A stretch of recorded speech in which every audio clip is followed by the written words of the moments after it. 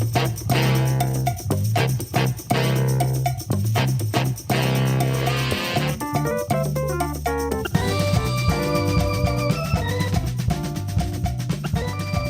everybody, welcome to this edition of Old Fools Talking Old School. You know, it's hard enough raising kids when they all sort of follow that path of what people consider to be normal. But when you have a situation that is a little bit outside of what society expects, it can make it even more difficult. Rodney and I take a look at those situations with Magic Johnson and his son, and D Wade and his son, and just sort of give our thoughts on those type of family dynamics. And we also go back to that question from our last episode. And did Rodney really let his son go hungry? Well, listen to this episode and find out. Because that can shape you too, you know. But he was in between jobs one time. He had a little problem. I think I've told you that one before, though. But I was telling Rodney, I said, "Well, here's the plan." I said, either we can let him come back home for a while, or we can pay his rent. And she was like, of course, being the hovering mother, well, it would be nice if you could move back home. I said, okay. I said, I tell you what. I said, but, your freedom is going to be infringed upon, not mine. I said, you walk around here scantily clad now, but that you're going to cut that out. I said, I can still do the same thing if I walk through here with my drawers on, Right. And she got to thinking about it. And she's like, well, maybe we should just pay it. I was like, okay, yeah. I thought you would come around. And I said, because it's different when there were kids living here. You're a grown man now. And yeah, man, we were what we were doing, giving him money and that kind of stuff. So we were getting ready to go somewhere, going out of town. She stopped in there to holler at him. And he got this pride about him, he ain't gonna ask you for nothing, but he'll appreciate it if you give him something, Anyway, she got over there and she called me crying. I'm like, what's the matter? Oh, this boy's sitting over here and he ain't got no food and all this and all that. I said, well, why doesn't he have some food? I mean, that don't make sense. But she was so upset, I let it go. Okay. I said, what about his brother? He lives right around the corner from him. Right. But he didn't ask him. He didn't want to ask him for him. Part of me was like, shit, well, let his ass sit in there and be hungry then. But then she said, I'll be late coming home. I'm going to take him to the commissary. I'm like, yeah, I figured you would. So anyway, she did it. And I ain't say nothing because I know it was just like a tinderbox waiting to explode. She was waiting to boo-hoo, so I left it alone. Anyway, when I got him to myself, I called him. I said, look here, boy. I said, first off, you need to say something. I said, second off, why are you sitting over there with no food? I said, you have avenues that you don't even know about. I said, there's your brother lived right around the corner. All you had to do is say it to him. He would have gave you money or bought you some groceries or something. Right. I said, and secondly, you got the access code to this house. You got a garage door opener, and you got a key. The pantry in there is full of food. I said, did you ever think about coming out to the house just getting some food? No. So shit, you ain't hungry then. Man, you got avenues. And don't use them. I'm like, man, I'd have been texting my parents saying, hey, stop by the house. I got some meat out the freezer and I got some canned goods. And just to let you know, it'd been like shopping at the commissary. Hell, I'd have been over there getting me some food, And it's kind of like my son, my oldest son, he's such an honest John, man. I was like, I asked Ron, I said, you sure that's my son? Again, we were out of town, and he was still living here at the time. He hadn't moved out. So him and his little girlfriend decided to come over. They wanted to come over to the house, to watch some movies. And so we had already told them, look, we don't want just anybody in and out of the house. And number one, basically we were trying to keep from what naturally happens with girls and boys, expecting them to do something that we couldn't do. Right. And so he called and said, and asked her. So she said, yeah, well, son, yeah, you can do it. He called his mom to ask her if it was okay if he brought the young lady over here and they watched some movies. I said, what? She said, yeah, he called and asked me if it was okay. I told him it was okay. Man, I wish she was doing something with her mother or sister or something. I called him. I said, Glenn, I said, you mean to tell me your parents 600 miles away and you going to call and just blow your own cover? I said, son, if that was me, I'd have called to see if make sure y'all ain't left yet. And tell my little girl, yeah, come on over, baby. You spend the night. I was like, I said, are you sure he's my son? Am I his daddy? Oh shit, I'd have had that planned out. Hey mom, dad, how y'all doing? How's my grandparents doing? Oh yeah? When y'all leaving? Oh. Yeah, yeah. And Rosalind probably thinking, no, Rodney, he got that from me. He's right. That's my trait. He got. Yeah, I was like, boy, you call and blew your own eyes, boy. I'd have Yeah, said, no, baby, don't forget nothing. because you was talking about going without food and stuff. I can tell you even when the girls had their own house and stuff, men would go go to Kroger or go to Walmart. We didn't go to commissary that much because it was so far away. But she'd go to Walmart and go to Kroger and stuff and come in here and empty all the groceries up. The girls would come in here and get those Kroger and Walmart bags out of the recycle and go in there. Like they were shopping at Walmart and Kroger themselves. Yep. Exactly. And of course that's how moms are. Well, what do y'all need? Put it on the shopping list. I'm thinking they got their own crib now. Why are they putting their stuff on our shopping list? But of course I knew she was gonna get their stuff. But yeah, man, they come in there and fill up bags from Kroger and Walmart like they were shopping at Walmart and Kroger, and not think twice about it. Oh yeah. Definitely. Yeah, Rosa used to sit up and say, she wouldn't say nothing, let's just say for 6 months. And then something would come up. She said, well, I gave such and such, he needed da da da da da. I'm like, well, why you tell me about that? What have you done for the last 5 months? You've been giving, and don't tell me about it. Not that she has to, but acting like she's revealing something out of the ordinary. Like, oh, you've been giving her money. So, but yeah, it's. But again, it's one of them things. Hey, glad that she can. Yeah, that's true. That's the main thing. Yeah. And talking about parenting, brother, I got a couple of scenarios I got to ask. How would you handle it? And of course it's a lot different because these are two very much well known people and families. But the situation with if you were Magic Johnson and EJ was your son. Oh no, bruh. Look here. I would love and accept my son. Just like I have to make some concessions, he's gonna have to make some concessions, because I'll be damned if I'm gonna stand up there with you with a nightgown on, with a whatever it was, that dress he had on, that silver one. Yeah, man, and all that makeup. I'm like, hey, I respect, because I'm gonna love you anyway because you're my child. But I can't say now. Maybe over time, maybe that's what happened with Magic.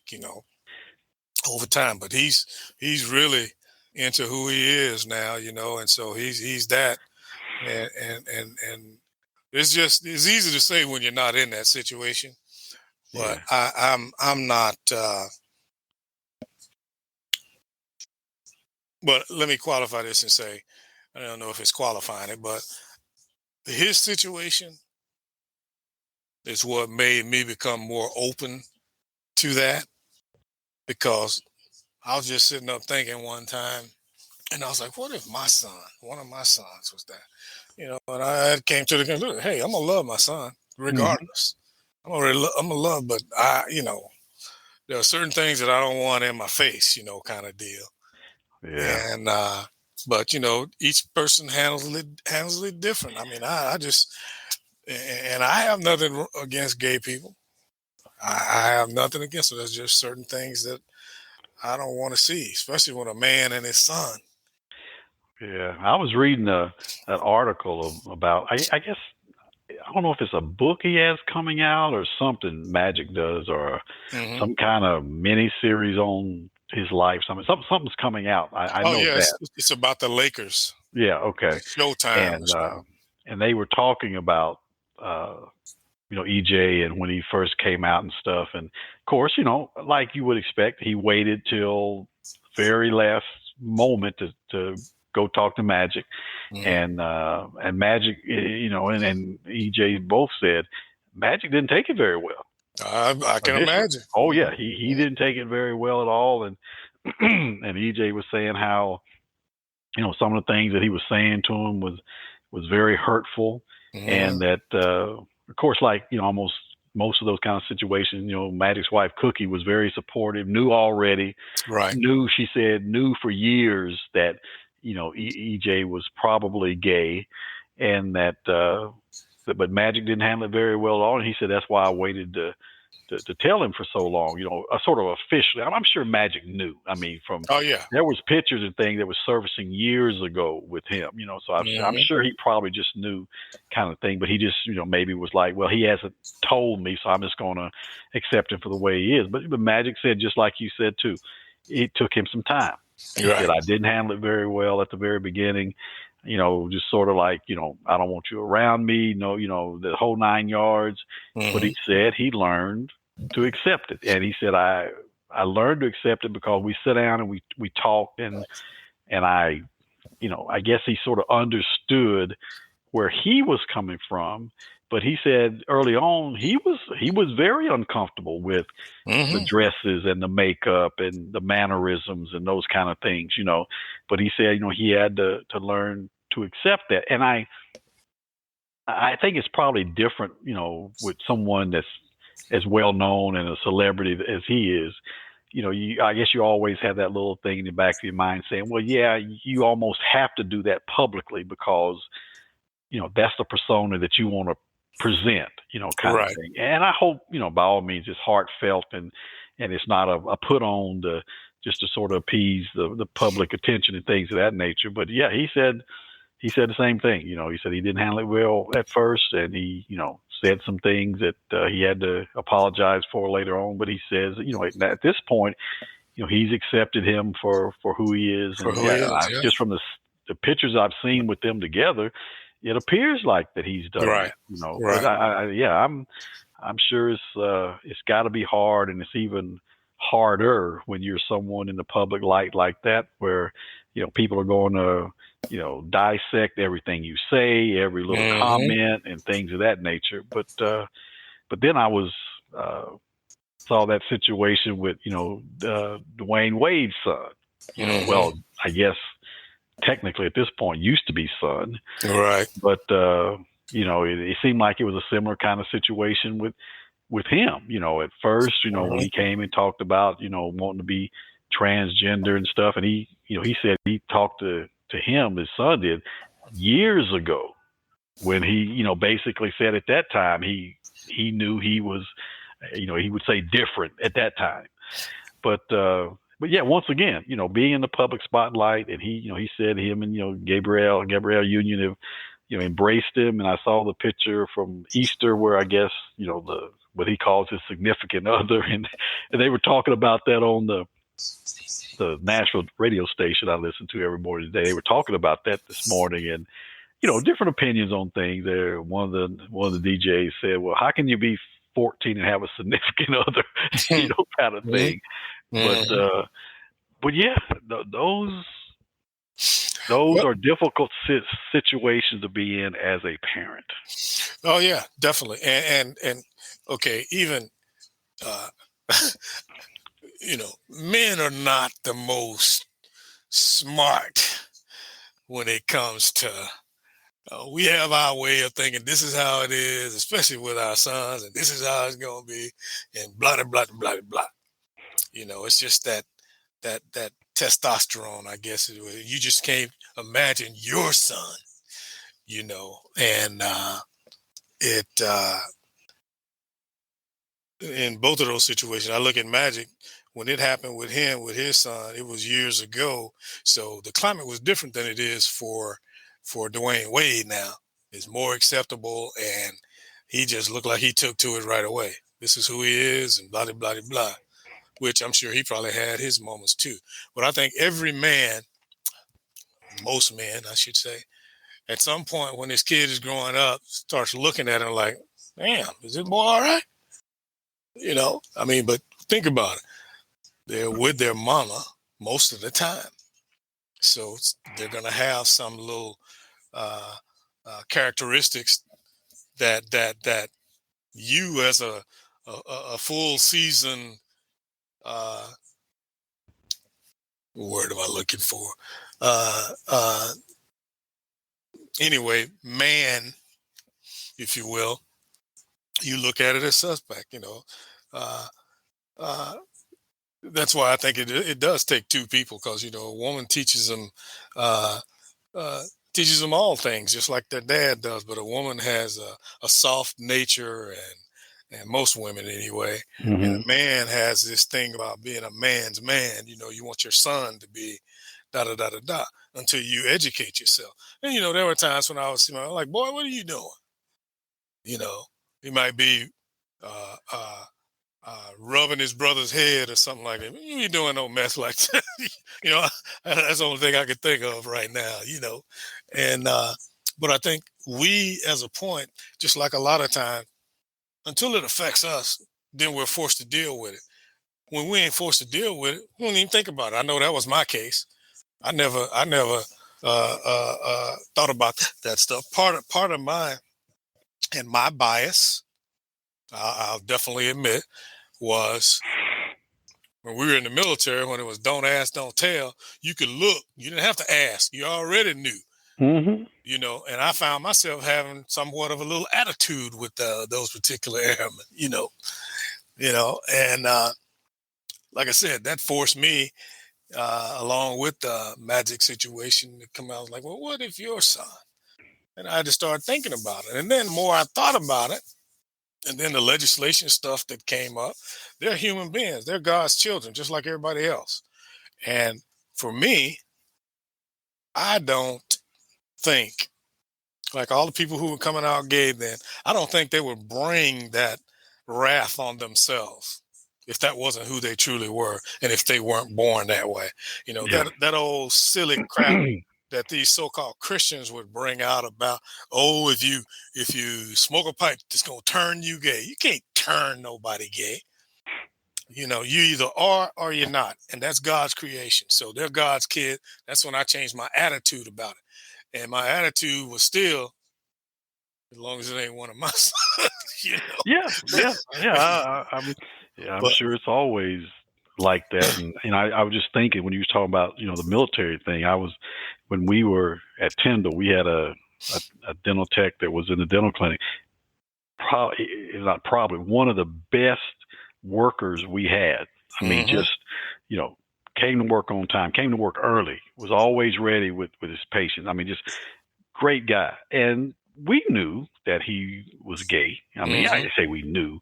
It wasn't like we asked him and he said yeah, but I mean, you just thought pretty certain that he was. And we had a first sergeant that was hell bent on finding stuff on this guy to get him out. This was before the days, obviously, of don't ask, don't tell. This is back in the mid to late '80s. We was at Tyndall, but he found enough. I mean, he went over, did a dorm inspection, found a men's magazine in his room, and brought that back up to the commander and all this kind of stuff. And there was some incident downtown at some place that they eventually put off limits that supposedly he was at. So I mean, he got all he could. I mean, he was just that kind of. I mean, he was that old school person that was just going to do whatever he could to get him out. And he did. He eventually did get enough that they basically gave him a what is it? Not other than honorable, whatever discharge. It wasn't a bad it wasn't a bad discharge. It was that other than honorable, whatever they call it. Right. And the guy, I think he just sort of gave up at the end. He said, they're going to be after me from my whole career. I might as well just go ahead and get this. And after so many months, I think it changed just to an honorable. Honorable, yeah, And he went yeah, ahead and got out. And I was telling him, I said, the thing that bothers me about it is, you're not only affecting him, you're affecting, my organization. Now you done gone all these lengths to get this guy thrown out, one of my best workers. Ain't nobody gonna walk in the door tomorrow to replace him. right, So now we're short, and and it's a little bit different in the, the medical patient care environment. You can't say, okay, we're not going to see you today. You got to make arrangements to do that. And I said, that's the part that bothers me is it doesn't affect just that one person. It affects us also. But he, like I said, he was dead set on getting this guy out, and he did. He did whatever he could to get him out. But that was the attitude back in those days. Oh, If yeah, you had any suspicion at all, you were going to do whatever you could to find dirt so you could get those folks out. But yeah, it's different. It's hard, easy to say what you would do when you're not in that kind of situation. I think it's a little bit easier if you're not so much in the public eye yeah, to make those kind of decisions, because who cares about Mickey Gwynn, his situation? right, Magic Johnson, Dwyane Wade, people like that. Yeah, they're in the public eye. It's a whole lot different for them. But I'm sort of the same way. I tell people all the time, knowing my background of my people, where they came from and how they were discriminated against, I said, it's very hard for me to discriminate right, against anybody. I said, yeah, now if you ask me, are there people that I maybe, like more than others, or appreciate what they do more than others? Oh yeah. I mean, to me, that's just to me is always common sense. I just, people talk about, well, you love everybody. Love is, well, no, you love people different. I don't love my mom the way I do my daughters and my there wife. you go, That's a different kind of love, there you go, but I said, it's hard for me to really be discriminatory about someone, 'cause I know what my people went through. I know exactly, what I went through. I said, I just try to always temper myself with people who are different than me, whether it's race, religion, political views, whatever it may be. I always try to temper my thought process on, you can think that way as long as you still give them the same opportunity you would give anybody yeah. else. You don't adversely affect their livelihood. Right, right. I felt the same way because I'm like, I know what it is to be discriminated against. Hey, if you show up, do your job, be professional, and blah blah blah blah. I don't care what you do when you go home. Long as it ain't illegal, that's gonna get me involved in it. Right, You right. know, but yeah, I had the same epiphany there, brother, about how can I discriminate against this man when black people get discriminated against for just being who they are. Yes. He can't help. He can't help how God made him, and how any of these other people with their biases can justify. In one hand, you want to talk about we're made in God's image and this and that and this and that, and then you're going to turn around and basically sabotage somebody. How can you look at yourself? So yeah, that was one of my things too, man. I was like, hey, when we were in England, I had a had a troop. This dude was about 6'4", and like I said, you didn't have to ask. His mannerism told the story, Right. and so we had a skeleton crew there, and so they bought 4 of the old Royal Air Force officers' houses, and that was our base housing. One was a dorm, and he was I don't know what to call him, but he was in the dorm. He cooked for everybody. He took care of this and did all of that. So when we got there, it was only 2 women there, and the girl that lived next door, she was much younger and had about 3, 4 kids. We only had Lynn at the time.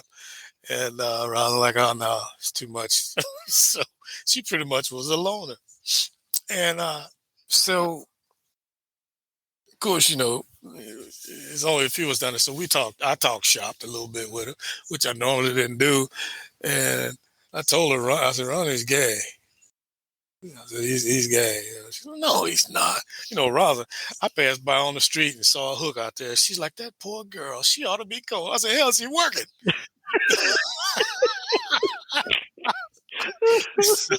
So she gonna give the benefit of the doubt of everything being okay, So I kept telling us, yeah, he's gay, you know. So he would talk to Rosin like we might be sitting outside. He'd come over, and I felt he would come over to the house, and I was sitting in there, me and him and Rosin, and it felt like I was talking to two women. And so I was like, I'll go over to the dorm. Let me go because I don't want to formulate any kind of nothing, because we did work at work, but this is on a personal level. So I go over to the anyway. I come home one day and Rosa was getting dressed. I said, "Where are you going?" She said, "Oh, me and Ronnie are gonna go to Lincoln and do some shopping." I said, "Oh, okay." So they went to Lincoln was about 15 miles away. Well, you've been there, Yeah. Oh, yeah. Yeah. So they went up there to go shop. Rosin came back in the door. Boy, she put them bags down. She goes, "He's gay." I was like, I've been telling you the whole time. I said, "So what convinced you?" She said, "Ironic." I couldn't believe. She said, "That's back when I don't know, maybe they still do, but women wore in evening attire they wore those what do they call them, body shirts Yeah. back in the day." And so she said, "I went in and tried on a body shirt, and we came out of the dressing room at the same time. He's got on a body shirt." I'm like, "Oh, who he dressing up for?" She goes, and some of the stuff he was telling me and his mannerisms. I said, "Girl, I've been trying to tell you." But Ronnie, if you looked at him, but as soon as he opened his mouth, it was there. So she was like, "Wow." She was like, "Boy, it just messed her up." Because she always think I see the bad in everybody. I said, "Yeah, they're like that poor girl with them booty shorts on, and it's 12 degrees outside. Poor thing." So, but yeah, man, it was hell. That was what? That was in the 80s. Yeah. Oh, yeah. Yeah. We Yeah. were over there in the 80s. So, and Mhm. then, like I said, that situation I had down at Taylor was in the 80s. So, it's been around for a while, but For a while. it's just like anything else. Like you say, you just have to deal with it. And I think it's like life in itself. As you get older and you mature and you sort of Yep. see things in a different light, you change your way of looking at things. Oh, I definitely. think that's just the way life is. Whether it's people's orientation or their religion or, like I said before, whatever it may be. I think that changes as time goes on, and people become, hopefully as they get older, a little bit more mellow and accepting. But I think it's just the way life is. Oh, definitely. And then it helped me reckoning with. I ain't the most religious person in the world. I just believe in God, Hmm. and I know there's a superior power, and so I just try to live right. But uh, I just don't see him making the mistake of putting people here, especially. It's so contradictory. In 1 minute they want to say we're made in God's image, but then they got white Jesus up there. Well, we weren't made in his image because he don't look nothing like us. you know and then you want to say, you know the larger community wants to pick and choose which ones they want to talk about, like the gay community. God created them just like he created you. So no, that changed my whole point of view, in that uh they're human beings, and that's how I try to treat them. I ain't trying to exclude nor persecute, you know Yeah, and I'm the same way. I try to look at people for what they are and what they do. And I mean that really wasn't only situation of sexual orientation, anything like that. I mean, I did the same thing when it came to race and all yeah, those kind of things. I mean, people usually say, well, if you got a black troop in, you're gonna give them the benefit of the doubt and go a little extra mile and things of that nature. Well, yeah, I would if you showed me you were gonna do your job. right. You're gonna do your part, but I would Mhm. do that with anybody.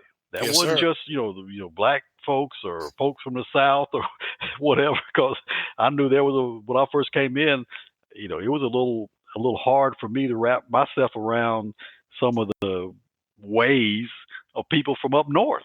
Oh, you better know it. And sometimes, I'm like, I know this one guy, that always talked about how he was from New York, and I'm like, okay, Mhm. what's so great about being from New York, But Exactly. he had the attitude that there was no greater place in the world than New York, and of course I'm like, well, okay, I've never been there, and then come to find out he wasn't from New York, he's from North Carolina. Yeah, But well, them byway MFs. That's what yeah, we used to call them. Where your grandmama from? Oh, she's in South Carolina. Well, that's where ass is from too. yeah. Yep, that's where I'm like, it's funny how they just had this thing about, saying they were from New York, and guys that didn't drive, had never Yeah, driven in their life, and I'm yeah, like, how can you grow up and not learn how to drive? I mean, that was part of sort of adolescence and oh yeah, teenage years is you learn to drive. I mean, especially during our time, yeah. during my mom's time, if you saw a lady that didn't drive, it wasn't a big deal. But during our time, all the girls drove, That's right. and I'm like, how can you grow up and not drive a car? So yeah, I mean, there's differences in people, not only with race and other thing, but the way they've been brought up and their customs and things like that. Hey, folks, thanks for joining us again. I know it's some difficult subjects to talk about when it comes to family, but Rodney and I gave you our opinions on how those two superstars, Magic Johnson and Dwyane Wade, are handling their family dynamics. Thanks for listening to this edition of Old Fools Talking Old School. Join us next time. Until then, this is Mickey G. Peace.